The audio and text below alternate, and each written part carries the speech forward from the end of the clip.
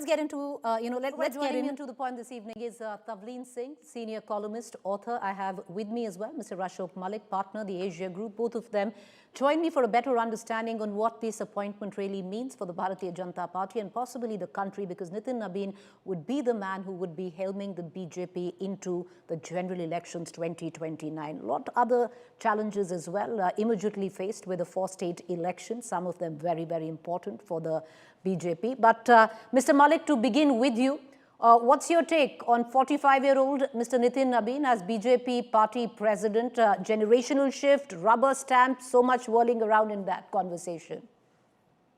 I think the rubber stamp term is a little unfair because, frankly, if you are the president of the BJP in the era of Narendra Modi, who is a larger-than-life politician, he's not just a political leader, it's a political phenomenon, the likes of which we have not seen in this country in a long, long time. So anyone who becomes president of the party at this point will obviously work under the umbrella of Narendra Modi and in consultation and under his guidance. So that goes without saying. Neither would I want to link this to immediate elections. It's not like if the BJP loses the elections in Kerala, doesn't form a government there, then Nitin Nabin is a failure. That would be, again, unfair. I think what the BJP is attempting is very unusual. When you are a ruling party, a long-standing ruling party, this is true for elections or politics in any country, in the UK, in the US, in India, anywhere. When you're a long-standing ruling party, a certain inertia and averseness to taking risks does set in. It happened with the Congress. It happened with the Conservative Party in the Thatcher era in Britain. It happened. It's happening to the BJP as well after 11 years in office. Yet the BJP has decided that let's give a new generation, someone completely out of the Delhi circuit, someone from the grassroots, from the states, a party activist, a party worker, a chance. This is not just about Nitin Nabin. It's about the message the BJP is sending to party workers of a certain generation that is looking to the future, is looking to not 29 or 31, is looking to the late 2030s. Which is when the generation of Nitin Nabin, not just he himself, but his generation, will be at the helm of affairs. They'll be in the early 60s by then. And that is the signal the BJP is sending. It might work, it might not work. Mr. Nabin might be a successful president, he might not be one. That is besides the point. The fact that the BJP is showing the gumption and enterprise to take that risk and to recognize that even while the focus is on the government, the focus is on Mr. Modi, the focus is on with all the talent that is serving in the union cabinet, there has to be an attempt to look into the future for the party, to re-energize the party, not for 29, but for 39, for 15 years down the line. And it's an interesting innovation. It certainly is not something we've seen in Indian politics in a long time. Ms. Singh, I want to bring you into this conversation. For somebody who's watched and studied Indian politics for as long as you have, more than just a generational shift or he's just 45-year-old, the larger messaging in all of this, would you reckon is that it is the organization above self and above all, that anybody can be picked up and made the party president, and that is how organizations work? I come from a generation where there was a very powerful BJP president that matched the power of the prime minister. And that was a very healthy situation. Atalji, Advani, Modi, Amit Shah. So I actually am not as optimistic about the future of this young leader as Ashok Malik clearly is, because I don't know, he lacks a sort of presence. You can have a young man. There are very many young politicians in the BJP who are, I don't want to mention any names, but who would come there with a certain elan, a certain flair. This man seems to me at the moment, and I could be completely wrong, to be too provincial. He seems to have done very well at the level of the provinces, but the national president of what the prime minister called today the biggest political party in the world, I'm not sure that this will work out. I really think that they're going to find that they will have to find somebody else somewhere down the line. Why do you say that, Ms. Singh? Because if you look at it, let's expand a little and look at the larger picture. Chief ministers of various states, most of them between 50 to 58, prime example, Devendra Fadnavis, the Delhi chief minister, the Uttar Pradesh chief minister, the Assam chief minister. There seems to be thought and strategy behind it. Well, I think it's a very good thing that they've got younger people coming in, younger people as chief ministers and all that. That's a very good idea. But you've got to have a little bit more than youth on your side.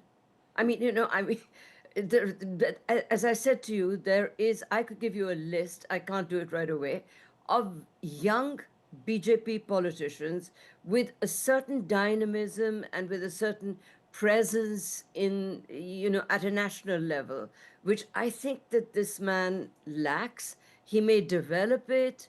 I'm not going to say that he's going to be a stooge or anything like that, but with two very powerful leaders above him. And it's very sweet of the Prime Minister to say that, he's going to treat him as his boss. But we all know that that's not going to happen. So, I actually would have preferred that they'd chosen somebody who already had a national presence. Okay, fair point. Ashok, Malik, do you concur? Because, Ms. Singh does have a valid point, because here it's the position of the party chief. He is going to be the troubleshooter. He is somebody who is going to be speaking, coordinating to senior leaders across the spectrum. Should it have been maybe someone who had a little more of a national presence? Look, there's no perfect answer. Everyone has his or her view, and Tavleen certainly has a view, which is fine, fair enough. I would only say two things. One, in the real practical world of politics, there is a difference between a party in opposition, which puts a national leader forward to win votes, to win elections, to come to power, and a party that is a ruling party and has been a ruling party for a lengthy period of time, with much of its talent, its prime talent, in government. Those are realities you have to accept. No, you can't pull out a well-performing cabinet minister or a senior cabinet minister and make him or her president of the party, because you need people in government as well. Okay. And neither is, let's face it, with due respects to Mr. Nabin, neither are people going to vote for the BJP in 2029 because of Mr. Nabin. They're going to vote because of Mr. Modi. And he is the principal vote catcher of the party. So you have to understand the context.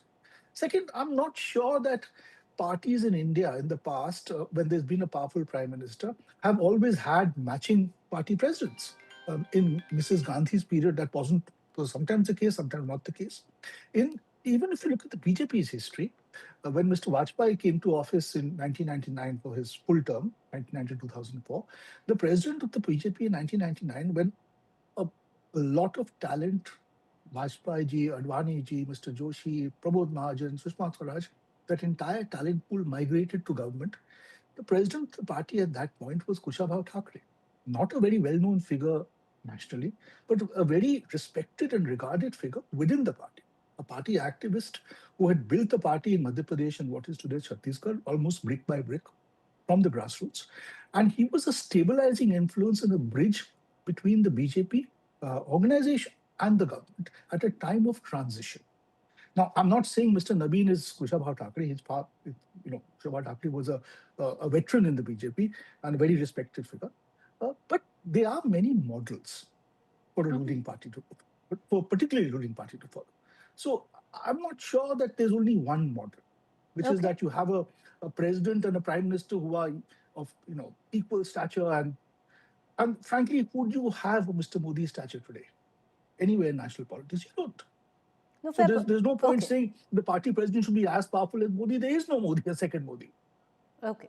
Tavleen Singh, the nature of politics is changing, and to effect this change now, when the party is the strongest, the BJP, one would reckon, is right now is at one of its strongest positions if you look at the kind of elections that they've won.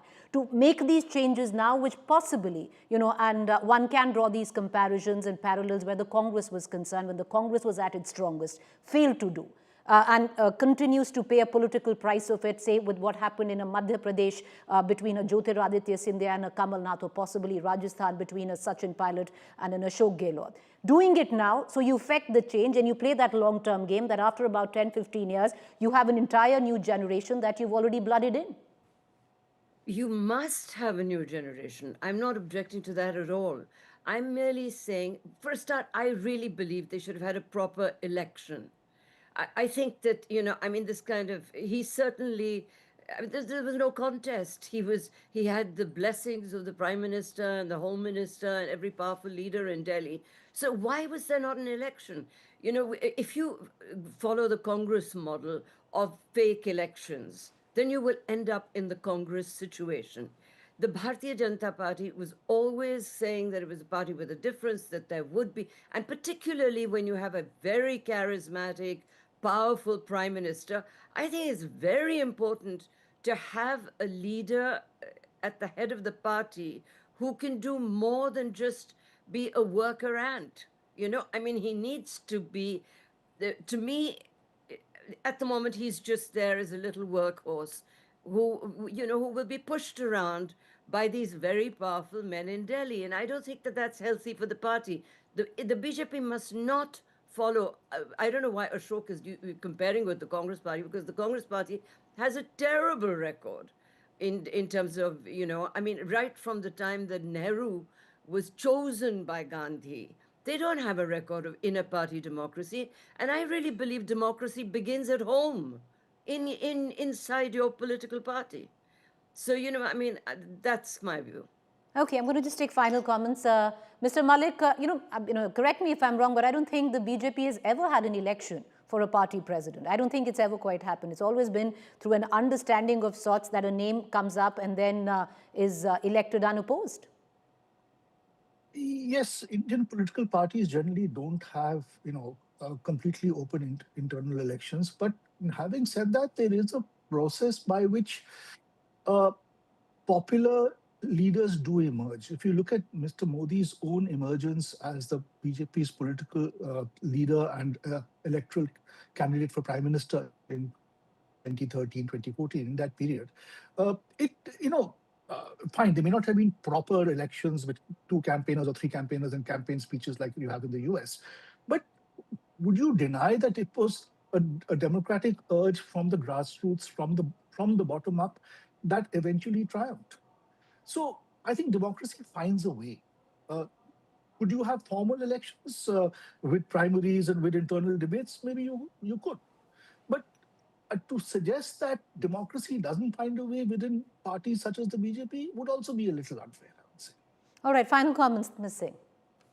Okay, Ashok, Modi became the choice of prime minister as well as everything because of popular choice in the party. Don't you remember the big meeting in Goa when they were trying to actually put him down? So actually, that's what I said. I agree. My It point was that a proper upsurge. Excuse me, he actually emerged from the strength of his popularity, and that's what I'm saying. Agreed.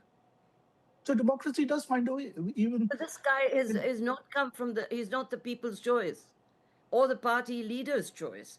He's just been pushed in there, and with good luck, a complete unknown, and he might, do well. But the point is that there should be inner party democracy.